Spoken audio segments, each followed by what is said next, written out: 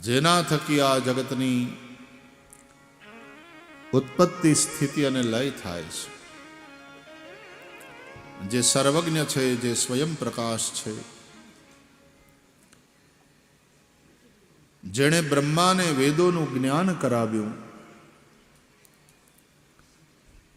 જે પરમાત્મા ના દિવ્ય પ્રકાશને કારણે માયાનું કપટ દૂર થાય છે. માયાનું કપટ એટલે હાચાને ખોટું બતાવે ને ખોટાને હાચું બતાવે, એ માયાનું કપટ. બ્રહ્મ સત્ય છે, જગત મિથ્યા છે, પણ આપણને જગત સાચું લાગે છે. બ્રહ્મ સત્ય છે, પણ ઘણા લોકો માનતા જ નથી, નોન બિલીવર્સ છે, નાસ્તિક, ઈશ્વરની સત્તાનો સ્વીકાર નથી કરતા. કહે છે કોણે જોયો છે?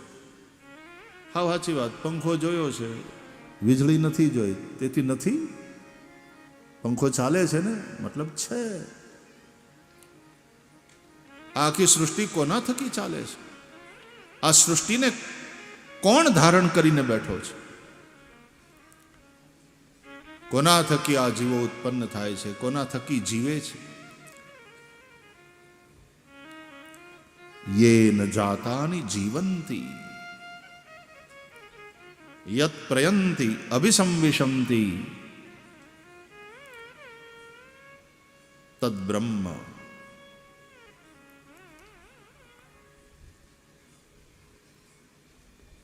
જેનાથી આ બધું જન્મે છે, જેના થકી બધું જીવે છે, જેની અંદર બધું વિલીન થાય છે, એ બ્રહ્મ છે. તદ વિજિજ્ઞાસસ્વ, એને જાણવાની ઈચ્છા કરો.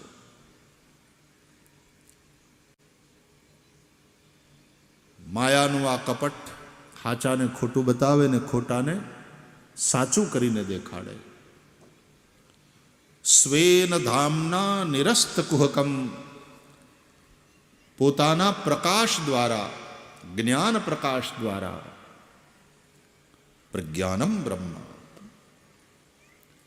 જે માયાના કપટને નિરસ્ત કરે છે, મિટાવી દે છે, એ પરમ સત્ય પરમાત્માનું અમે ધ્યાન કરીએ છીએ. સત્યમ પરમ ધીમહિ, સત્યે જ નારાયણ, સત્યે જ ઈશ્વર. એટલા માટે તો આપણે સત્યનારાયણની પૂજા કરીએ છીએ. એ નારાયણ વગર, એ સત્યનારાયણ વિના કોઈને ચાલતું નથી. તમે હાવ હાચું કહેજો, તમે હાંજ પડે 7 વાર ખોટું બોલતા હોય, 17 વાર ખોટું બોલતા હોય, પણ તમારી આગળ કોઈ ખોટું બોલે, તમને ગમે?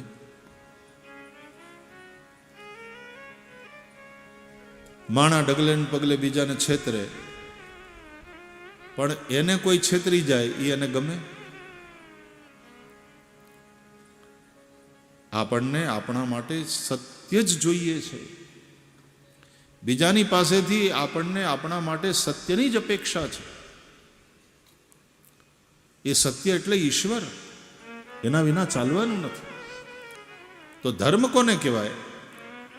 કે જો મને બીજાની પાસેથી સત્યની જ અપેક્ષા હોય, જો કોઈ મારી આગળ ખોટું બોલે એ મને ન ગમતું હોય, કોઈ મને છેતરે મને ન ગમતું હોય, તો મારે કોઈની આગળ ખોટું ન બોલાય અને મારે કોઈને ન છેતરાય. આ વિચારમાંથી તમારું જે આચરણ, તમારો જે વ્યવહાર ઊભો થાય, એનું નામ ધર્મ. આત્મનઃ પ્રતિકૂલાની પરેશામ ન સમાચરે. સત્યમ પરમ ધીમહિ, એ પરમ સત્યનું અમે ધ્યાન કરીએ છીએ. તો ભાગવતનો આરંભ અને ભાગવતનો ઉપસંહાર એ બંને સત્યમ પરમ ધીમહિથી થાય છે. નિગમકલ્પતરોર્ગલિતમ ફલમ શુકમુખાદમૃતદ્રવ સંયુતમ. શું છે ભાગવત? કે વેદરૂપી કલ્પવૃક્ષનું પરિપક્વ ફળ. વેદ કલ્પતરુ સમાન છે, ઈચ્છિત બધું આપે. શ્રીમદ ભાગવત એ કલ્પતરુના પરિપક્વ ફળ સમાન છે. ફળ એટલે વૃક્ષનો સાર, એમ ભાગવત એટલે વેદો અને ઉપનિષદોનો સાર. ફળમાં જે રસ હોય છે એ વૃક્ષમાં નથી હોતો. શ્રીમદ ભાગવતમાં જે રસ છે એ ભાગવત વેદોથી જ થયું છે, છતાં વેદમાં જે રસ નથી એ ભાગવતમાં છે. કેરીમાં જે રસ હોય એ આંબામાં ન હોય. આંબા થકી જ કેરી થઈ છે, પણ પાકેલી કેરીમાં જે રસ છે એ આંબામાં નથી. ભાગવતમાં જે રસ છે એ વેદોમાં પણ નથી. આ ફળ એવું છે કે એમાં છાલ પણ નથી અને એમાં ગોટલો પણ નથી. છાલ અને ગોટલો હોય તો માણસ ફેંકી દે. કેરી ખાઈ જાય, એનો ગર હોય એ ખાઈ જાય, એનો રસ, એનો આનંદ લે, પણ છાલ અને ગોટલો ફેંકી દેવાય. શ્રીમદ ભાગવત એવું ફળ છે, એમાં છાલ પણ નથી અને એમાં ગોટલો પણ નથી, કેવલ રસ છે. અને એટલા માટે કહ્યું પીબત ભાગવતમ, એ ભાગવતને પીવો. શ્રીમદ ભાગવતના પાન ભક્તો ભાવથી. આ પીવાનું છે, અને પીવાનું છે મોઢેથી નહીં, કાનથી પીવાનું છે. ભાગવત રૂપી અમૃત. પીબત ભાગવતમ रसमालयम, क्योंकि ये रस है, रस को पीना चाहिए. फल खाया जाता है लेकिन फल का रस पिया जाता है. इसमें न छिलका है न गुटली है. ફેંકી દેવા જેવું કંઈ છે જ નથી. જે કંઈ છે એ બધું ગ્રાહ્ય છે. કોણ પી શકશે? જે રસિક છે. સુકાભાઈનું કામ નહીં. ભીના ભીના ભાઈ હોય ને, ભાવથી ભક્તિથી જેનું હૃદય ભીનું હોય, રસિકા. ઘણીવાર નામ હોય રસિકભાઈ પણ હોય હુકા. એને કોઈ વાતમાં રસ જ ન હોય. નામ હસમુખભાઈ હોય અને સુરત રોતી હોય તો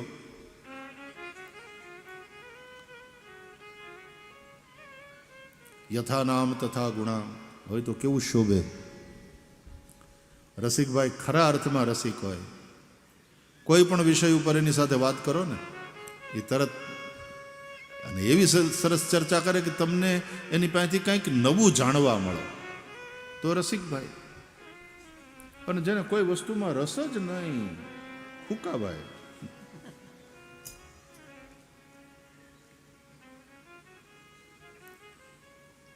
સુખા ભગત હોય એનો વાંધો નહીં. અમારે એક સુખા ભગત હતા, સુખિયા.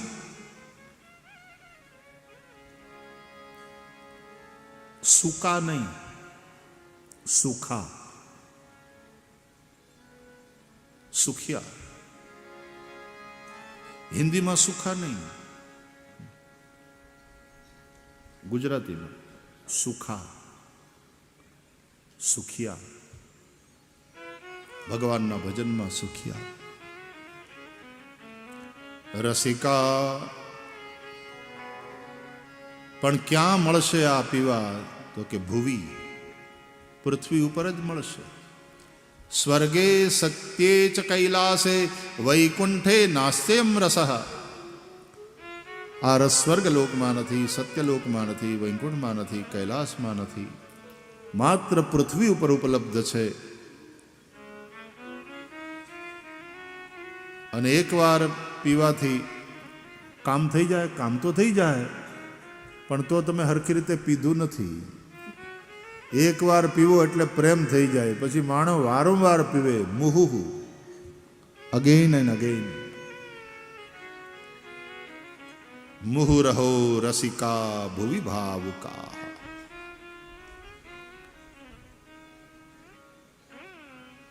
માટે આવો આ રસ પીવા માટે મનથી જઈએ નૈમિષારણ્ય. હે નૈમિષે નિમિષ ક્ષેત્રે ઋષય શૌનકાદય સત્રમ સ્વર્ગાય લોકાય સહસ્ર સમમાસત સહસ્ર સમમાસત નૈમિષે નિમિષ ક્ષેત્રે ઋષય શૌનકાદય સત્રમ સ્વર્ગાય લોકાય. નૈમિષારણ્યની ભૂમિ, ત્યાં ઝાડ ઝાડ નારાયણનું સ્વરૂપ છે. નૈમિષારણ્યમાં વૃક્ષના રૂપમાં પરમાત્મા પ્રગટ છે. બદ્રિકાશ્રમમાં જાઓ તો પહાડના રૂપમાં નર અને નારાયણ બે પહાડ છે, પહાડના રૂપમાં ભગવાન પ્રગટ છે. પુષ્કરમાં જાઓ, રાજસ્થાનમાં પુષ્કર તીર્થ છે, એ તીર્થોના ગુરુ ગણાય છે. ત્યાં બ્રહ્માજીનું મંદિર છે, નહીં તો બ્રહ્માજીના મંદિર બહુ જોવા નથી મળતા. પુષ્કરમાં બ્રહ્માજીનું મંદિર છે. બ્રહ્મા પણ એક અર્થમાં જગતગુરુ છે. પુષ્કરરાજ તીર્થગુરુ છે. બ્રહ્મા તપસ્વી છે. બ્રહ્માના ચાર મુખમાં ચાર વેદ છે. બ્રહ્માની વાણી ક્યારેય અસત્ય બોલતી નથી અને તેથી એની વાણી અસત્ય થતી નથી. એ સકલ જગતના પિતા છે.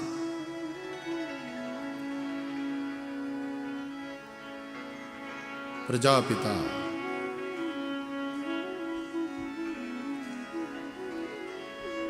બધા દેવતાઓના બાપ છે. બૃહસ્પતિ આદિ સૌ ઋષિઓના બાપ છે.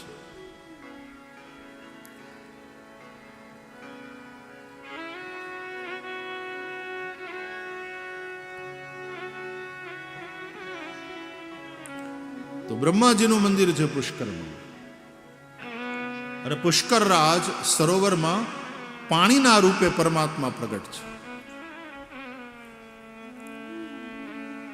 તમે પુલહાશ્રમમાં જાઓ ગંડકી નદીના કિનારે, તો ત્યાં શાલિગ્રામ શિલા થાય. એ કાળો લીસો પથ્થર ચક્રાંકિત ક્યારેક હોય, અને એ પથ્થરના રૂપમાં પરમાત્મા પ્રગટ છે.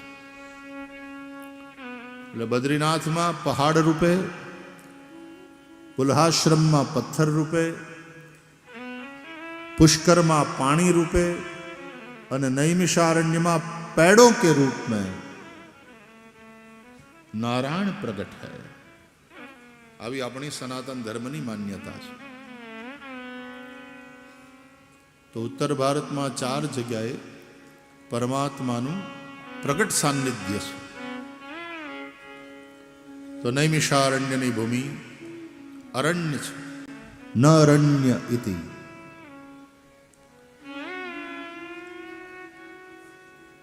અઠ્યાસી 000 ઋષિમુનિઓ ત્યાં ગોમતીના કિનારે આ અરણ્યમાં રહી સાધન ભજન કરે છે. 1000 વર્ષનો યજ્ઞ સત્રમ. અને સત્ર શા માટે?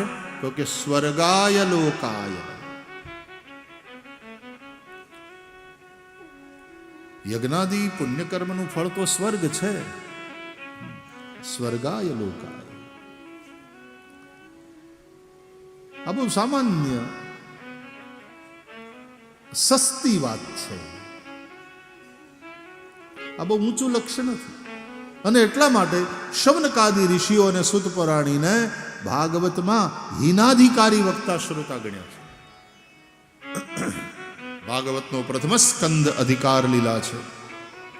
એમાં 3 પ્રકારના અધિકારી વક્તા શ્રોતાની કથા છે: ઉત્તમાધિકારી, મધ્યમાધિકારી અને હીનાધિકારી. શૌનકાદિ ઋષિઓ અને સુત પુરાણી હીનાધિકારી વક્તા શ્રોતા છે.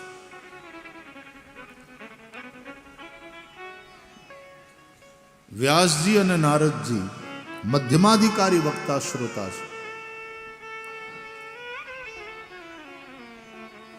આ ઋષિઓ જે યજ્ઞ કરે છે એ સ્વર્ગાય લોકાય, કે આવા પુણ્ય કર્મ કરીએ ને તો એના ફળ સ્વરૂપે સ્વર્ગ મળે, સ્વર્ગનું સુખ મળે.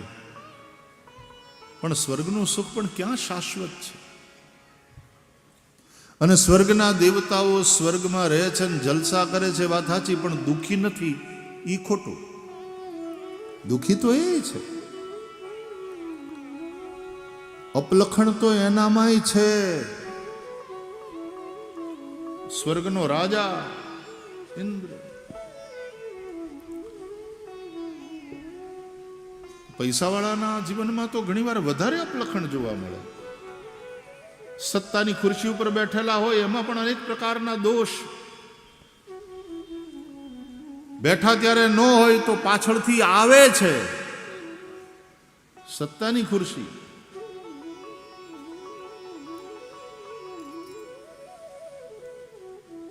સ્વર્ગ, સુખ, સુવિધા, સંપત્તિ, સત્તા, પણ અપલખણ નથી એવું નથી. અને કાયમ ટકે છે એવું નથી. સત્તાએ ક્યાં કાયમ ટકે છે? પૈસોય ક્યાં કાયમ ટકે છે? એમ સ્વર્ગ સુખ પણ કાયમ ટકનારું નથી. તે તમ ભુક્ત્વા સ્વર્ગલોકમ વિશાલમ ક્ષિણે પુણ્યે મર્ત્યલોકમ વિશંતિ. પુણ્યનો ક્ષય થાય એટલે વળી પાછું સ્વર્ગની અંદરથી મૃત્યુલોકમાં આવવું પડે.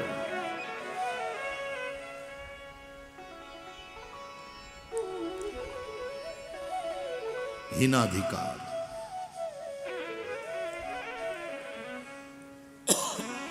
એ ઋષિઓ મેનલી તો યજ્ઞ કરે છે, એના માટે યજ્ઞ મહત્વનો છે.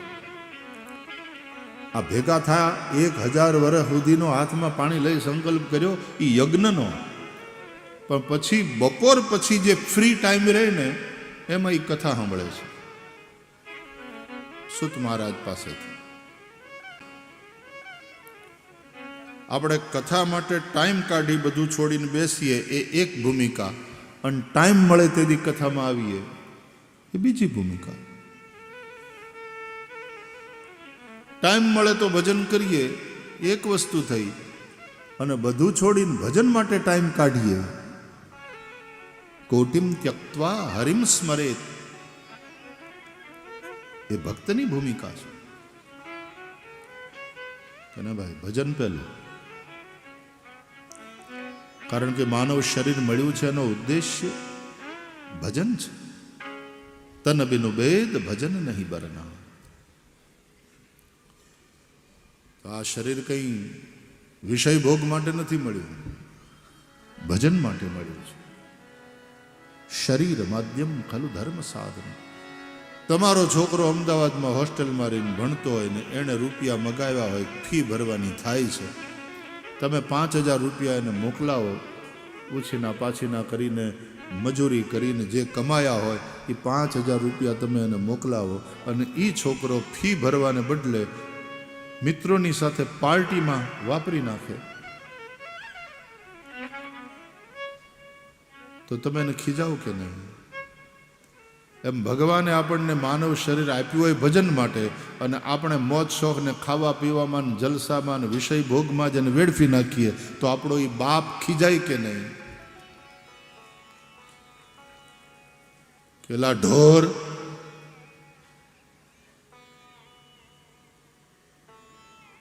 ખાઈ પીને જલસા કરે ને પડ્યો જ રહે છે. બળદને કોઈ લોકો એમને એમ નથી ખવડાવતા, પછી ધોહરું માથે નાખે. કાંઈ કામ કરવું નથી તારે?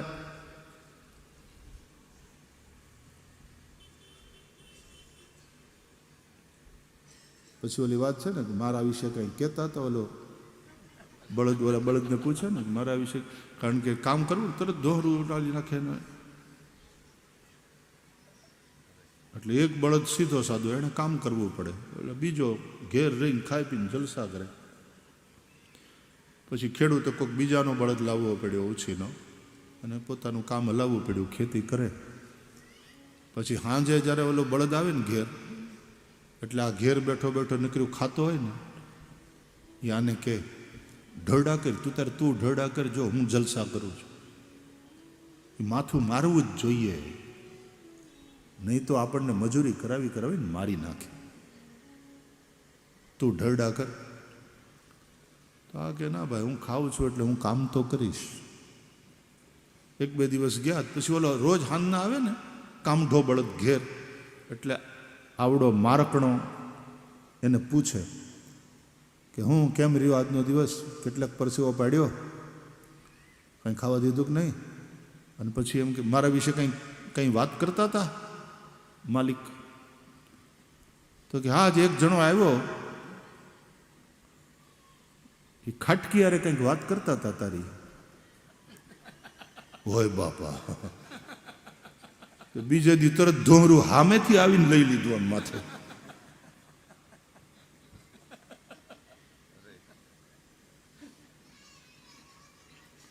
जिसके लिए जीवन मिला है उसके लिए हम जीवन का सदुपयोग न करें और विषय भोग में, व्यर्थ की बातों में, संसार में ही इस जीवन को व्यर्थ खर्च कर दें तो ऊपर वाला बाप भी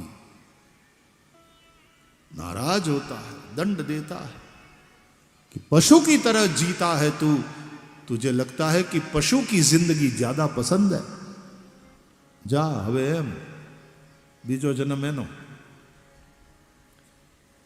તને માનવ બનાવ્યો પણ તે માનવ જીવનને સાર્થક નથી કર્યું, તું ઢોરની જેમ જીવ્યો છે, તો હવે તને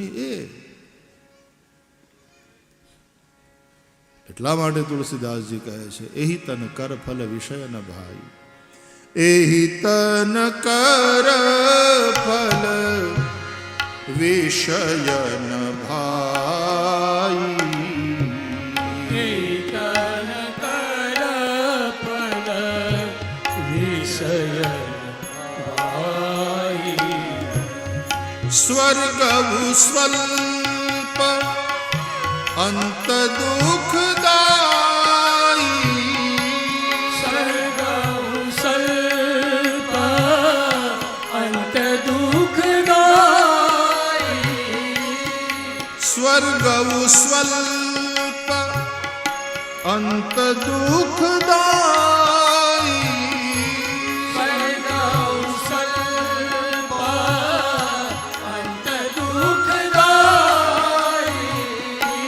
એહી તન કર ફલ વિષય ન ભાઈ, તન કર ફલ વિષય ભાઈ, વિષય ન ભાઈ,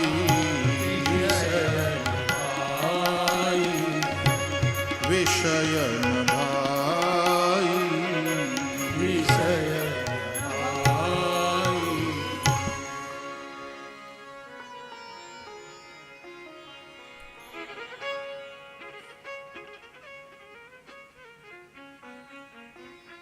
પિબત ભાગવતમ રસમાલયમ.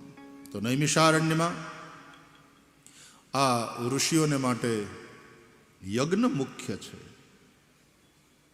કથા ગૌણ છે, તો બાકીનો બપોર પછીનો સમય થોડો ફ્રી, એમાં કથા સાંભળો.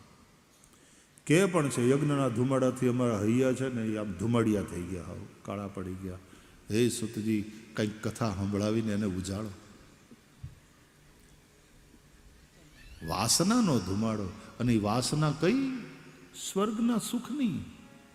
સત્રમ સ્વર્ગાય લોકાય સહસ્ર સમમાસત. મુક્તિની ઈચ્છા નથી. અને તેથી હિનાધિકારી શ્રુતા છે. શવનકાદી ઋષિઓએ સુતજીને ઊંચા આસને બેસાડ્યા. વક્તા છે સુતજી. સુતજીને એમ થાય છે કે હું વિદ્વાન છું, મને કથા કહેતા આવડે છે, એટલા માટે મને ઊંચા આસને બેસાડ્યો. અમથો થોડો. વક્તામાં જ્ઞાનાભિમાન હોય, શ્રોતામાં જાતિનું અભિમાન હોય, કથા ગૌણ હોય, અન્ય પ્રવૃત્તિ મુખ્ય હોય, ત્યાં હીનાધિકાર છે. ઘણી વાર લોકો કથા કરે, આયોજન કરે, શું કામ? પૈસા ભેગા કરવા માટે. ભાઈ અમારે ફંડ ઊભું કરવું છે.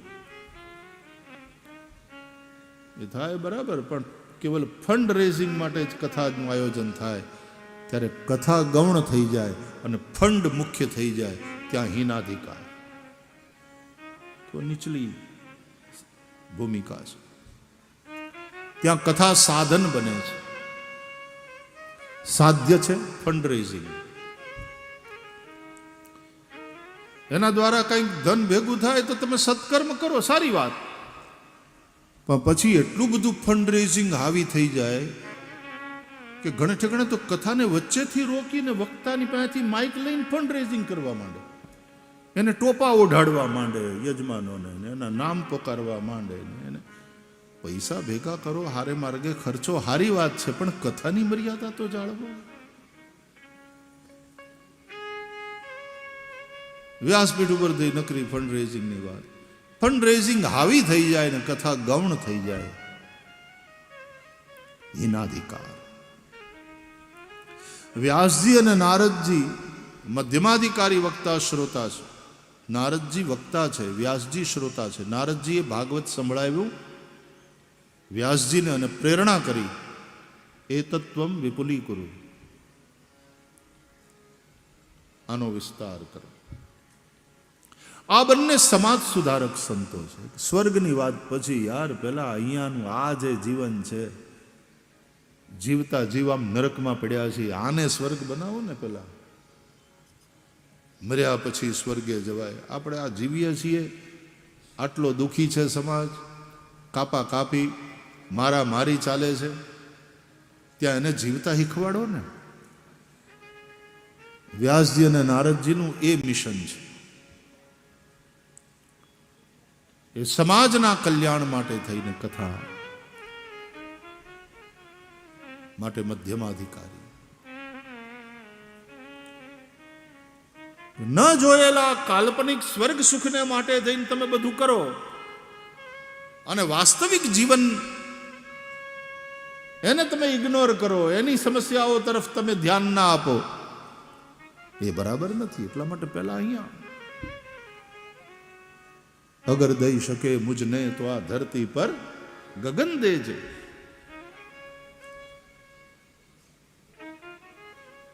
પણ સુખદેવજી અને રાજા પરીક્ષિત ઉત્તમાધિકારી વક્તા શ્રોતા છે. એ સ્વર્ગ સુખ માટે પણ નથી કરતા. એ કોઈ ફંડ રેઝિંગ કે આ સમાજ સુધારણાની પણ કોઈ પ્રવૃત્તિ નથી. સમાજને સુધારવાની વાત એ ત્યારે આવે કે જ્યારે ખબર પડે, દેખાય કે સમાજ બગડ્યો છે. અને સમાજ બગડ્યો છે એ ખબર ત્યારે પડે કે જ્યારે સમાજને માણસ જોવે. પણ જેની દ્રષ્ટિમાં જ શ્રી કૃષ્ણ છે, ભગવાન સિવાય બીજું કશું નથી, એ બીજાને સુધારવા માટે કથા નહીં. સુખદેવજીની કથા જગતને સુધારવા માટે નથી. એ તો ભગવત પ્રેમને કારણે, ભગવત કથામાં અનુરાગને કારણે હવે એનાથી કયા વિના રહેવાય એમ નથી. એટલે પ્રારંભમાં જ સુખદેવજીએ સ્પષ્ટતા કરી, પરિનિષ્ઠિતોપી નૈર્ગુણ્ય ઉત્તમ શ્લોક લીલયા ગૃહીત ચેતા રાજર્ષે આખ્યાનમ યદધીતવાન. નિર્ગુણ બ્રહ્મમાં નિષ્ઠિત છું, છતાંય તને સગુણ ભગવાનની લીલા કથા સંભળાવું છું. કારણ કે જ્યારથી મારા પિતાની પાસેથી આ ભાગવત કથા હું શીખ્યો છું, આ ભાગવત હું ભણ્યો છું, ત્યારથી ભાગવતમાં મારો એવો અનુરાગ થયો છે કે હવે આમાં મજા બહુ આવે છે, આનંદ આવે, દિવ્ય આનંદ. હવે આના સિવાય મારાથી રહેવાતું નથી. આણે મારા ચિત્તને પકડી લીધું છે. ગૃહીત ચેતા રાજર્ષે આખ્યાનમ યદધીતવા. હું કઈ તારા ઉપર ઉપકાર કરવા માટે બોલું છું એવું નથી. તને શ્રાપ થયો છે અને 7મે દાડે તક્ષકના દંશથી તારું મૃત્યુ છે એટલે મને દયા આવી ગઈ હું બોલું એમ નથી ભાઈ. આ તો મારાથી બોલ્યા વગર હવે રહેવાતું નથી. ભગવાનની કથા કીધા વગર મારાથી રહેવાતું નથી એટલે વાલા ગાયા કરું છું. કારણ કે આ જીવન છે, એના વિના રહેવાતું નથી. ગાયા વિના રહેવાતું નથી અને જેને તેને પાછું કહેવાતું નથી. ઇદંતે ના તપસ્કાય ના ભક્તાય કદાચન. ભગવદ ગીતા में भी भगवान ने कहा सावधान अभक्ताय न अतपस्काय न.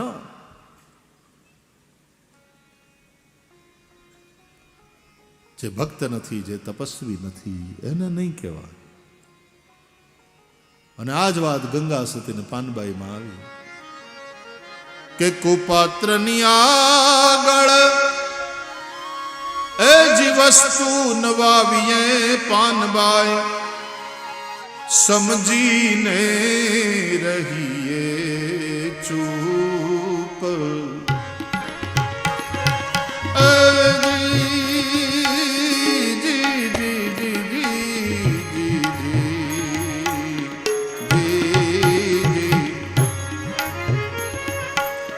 કુપાત્રની આગળ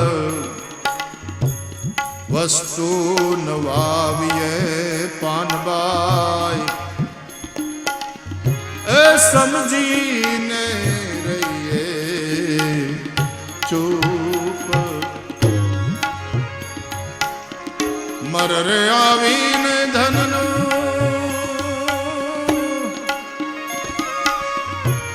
ઢગલો કરે ઈ મોટો. મરર આવીને ધનનો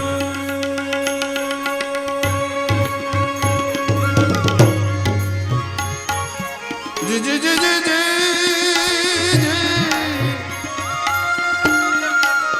એ જી ઢગલો કરે ઈ મોટો. એ ભલે હોય મોટો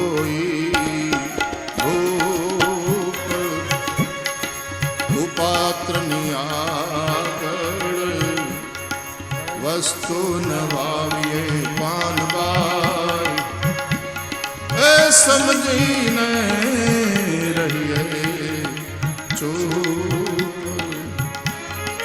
સમજીને રહીએ ચૂપ. સમજીને રહીએ.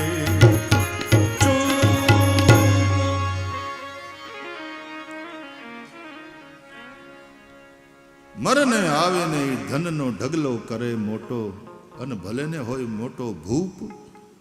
સંપત્તિ કે સત્તાના બળે એવું લખી નથી દીધું. એ તો સુપાત્ર દેવતાઓને ન મળ્યું આ કથામૃત. એની પાસે સત્તા છે, સંપત્તિ છે, છતાં અભક્તાંશ તાંશ્ચ વિજ્ઞાય ન દદૌ સ કથામૃતમ. સુખદેવજી એને કથા ન સંભળાવી. અને પૃથ્વીલોકનો આ મર્ત્યલોકનો એક રાજા જેને શ્રાપ થયો છે એ સમ્રાટ પરીક્ષિત